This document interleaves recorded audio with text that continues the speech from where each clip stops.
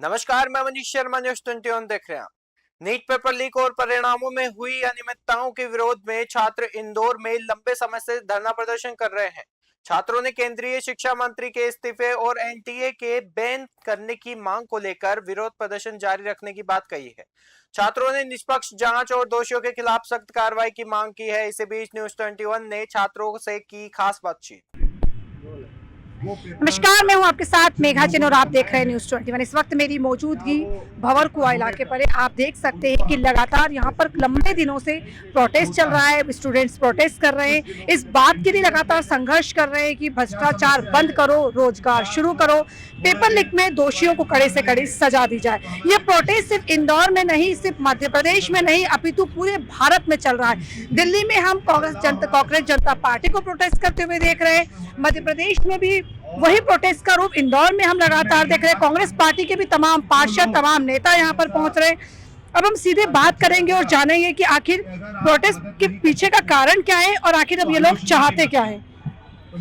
ये प्रोटेस्ट के पीछे का क्या कारण है, क्या चाह रहे हैं? बेसिकली हम लोग ये चाह रहे हैं कि ये जो एजुकेशन सिस्टम है ना, ये बदले और जो धर्मेंद्र प्रधान है वो इस्तीफा दे। बाकी आप लेकर के नहीं आया हूं।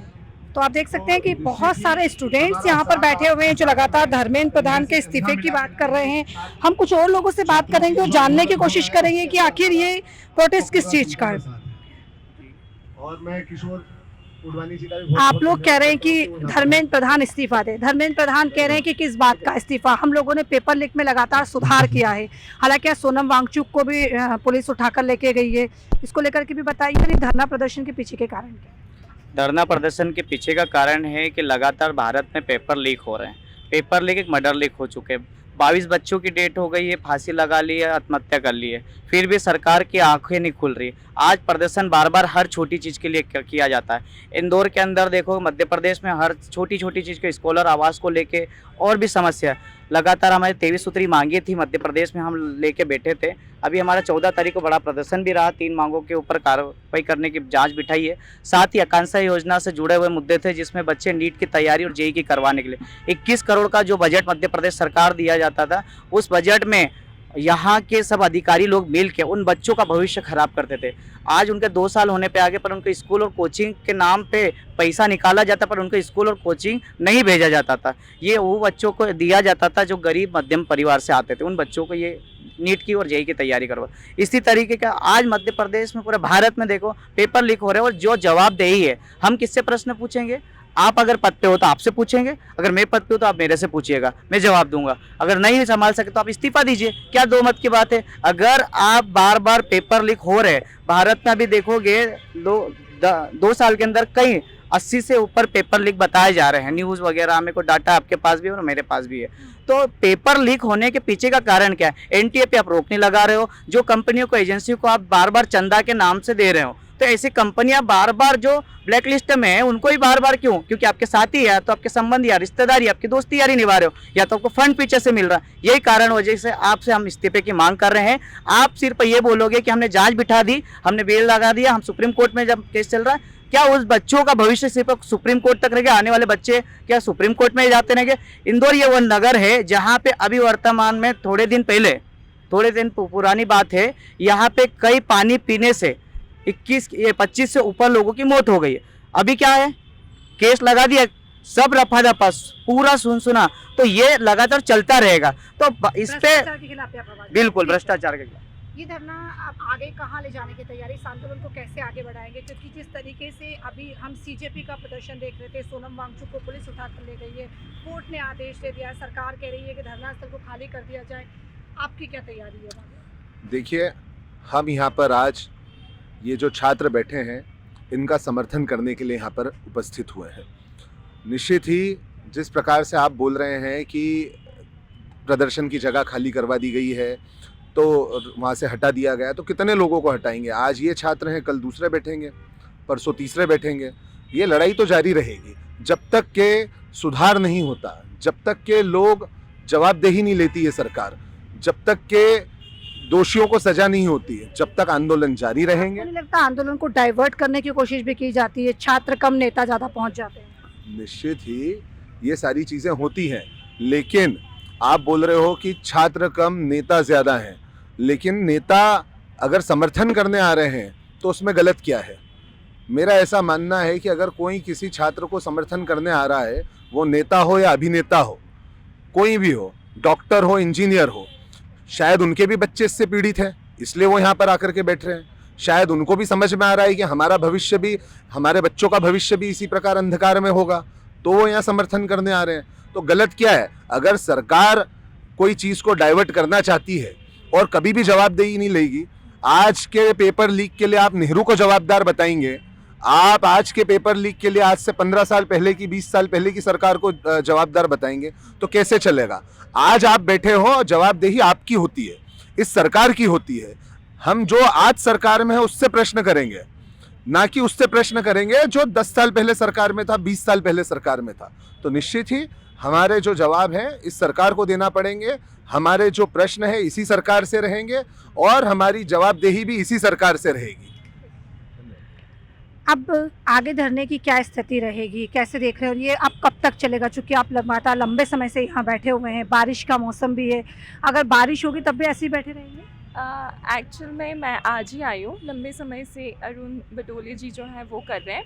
मैं being a youth and having a education, knowledge about the education, और मैं खुद भी चाहती हूँ, क्योंकि कहीं ना कहीं हमारा फ्यूचर लिंक है। एजुकेशन एक बहुत बड़ी चीज़ होती है देश को, यूथ को और हमारे देश को आगे बढ़ाने में। तो if they are removing students और दे आर रिमूविंग जो आवाज़ उठा रहे हैं, तो they are not just removing the students, they are removing democracy, because ये इनका राइट है।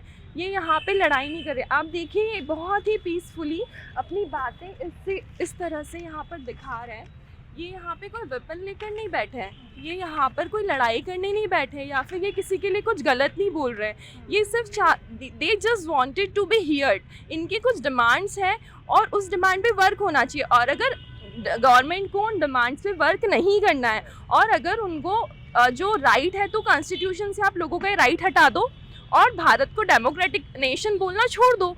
क्योंकि अगर आपको डेमोक्रेसी को बचाना है तो आपको लोगों को तो सुनना पड़ेगा। और यहाँ पर ये कुछ गलत नहीं कर रहे हैं जो इनको रिमूव करने की ज़रूरत है या इसको ख़त्म करने की ज़रूरत है। और ये छात्र हैं, जैसे बच्चों का अपग्रेडेशन होता जाता है, 12th से बच्चे कॉलेज में आएंगे, उनकी और डिमांड्स होगी। तो जब तक सिस्टम रिपेयर नहीं होगा, जब तक सिस्टम जो है सिस्टम इम्प्रूव नहीं करेगा, तो आज कुछ छात्र हैं, कल फिर और छात्र आएंगे। इस तरह से जो डेमोक्रेटिक नेशन है उसकी डेफिनेशन शायद हमारी गवर्नमेंट को नहीं पता है, लेकिन इन छात्रों को बहुत अच्छे से पता है और ये उसको फॉलो करते चलेंगे। तो it's not just about Indore और दिल्ली, पूरे नेशन में जहाँ जहाँ अन्याय होगा, मैं बहुत ही ग्रेटफुल हूँ कि ये जो जनरेशन है, ये जो बच्चे हैं, ये बहुत ही शांतिपूर्वक अपनी बात रख रहे हैं। तो ये कोई वायलेंस क्रिएट नहीं कर रहे, ये माहौल ख़राब नहीं कर रहे, सिर्फ एक चीज़ कर रहे हैं, अधिकारों की लड़ाई, जिसका इन्हें अधिकार है। आए हो आप लोग? मैं मुसागड़ी से हूँ और यहाँ पर ज़्यादातर जो लोग आए हैं, मतलब जो लोग बैठे हुए थे वो भी कहीं बाहर के ही हैं। और मैंने यहाँ पे एक चीज़ देखी कि जो तैयारी नहीं कर रहे हैं पर कहीं ना कहीं किसी न किसी सामाजिक मूवमेंट से जुड़े हुए थे, पर उसके बाद भी वो लोग यहाँ पर बैठे और मूवमेंट किया। जैसे आज आपका मूवमेंट क्या है? यहाँ पर ये जो मूवमेंट चल रहा है, ये एक तरह से जो आज पूरा शिक्षा व्यवस्था है, पूरे देश भर में जो शिक्षा व्यवस्था है उस पर सवाल खड़ा कर रहा है कि इस तरीके से जो लाखों लाख छात्र जब तैयारी कर रहे हैं, पढ़ाई कर रहे हैं जॉब के लिए, ऐसी एक कंडीशन में 80 से ज़्यादा पेपरों में धांधली होना, ये कहीं ना कहीं आप ढोल मजीरा बजा के सरकार को चेतावनी दे रहे हैं। ये तो सरकार ये तो हमारे एंजॉयमेंट के लिए यहाँ पे बैठना है, तो कुछ तो करना पड़ेगा। और ये सरकार को जगाने के लिए भी है, सही बात ये भी है, लेकिन हम यहाँ बैठे हैं तो कुछ तो यहाँ पे करेंगे, हम कुछ तो एक्टिविटीज करेंगे। आप कौन जी मैं स्टूडेंट हूँ, एमपीटेट परीक्षा की तैयारी कर रहा हूँ, टीचर। क्या लगता है क्या हो गया यहाँ पर? ये हो गया है कि सरकार से सबसे ज़्यादा त्रस्त मैं ही हूँ, मुझे लगता है। मुझे 2 बार लिया गया, एक बार गेस्ट टीचर में, एक बार जनसेवा मित्र में, और दोनों बार 1-1 साल लेने के बाद मुझे बाहर कर दिया गया है। तो आज मैं बेरोजगार हूँ पूरी तरह से और अपनी फैमिली को जो सपोर्ट नहीं कर पा रहा हूँ, इस बात का मुझे बहुत दुख है। इसका इस्तीफा मांगने आए हैं धर्मेंद्र प्रधान शिक्षा मंत्री।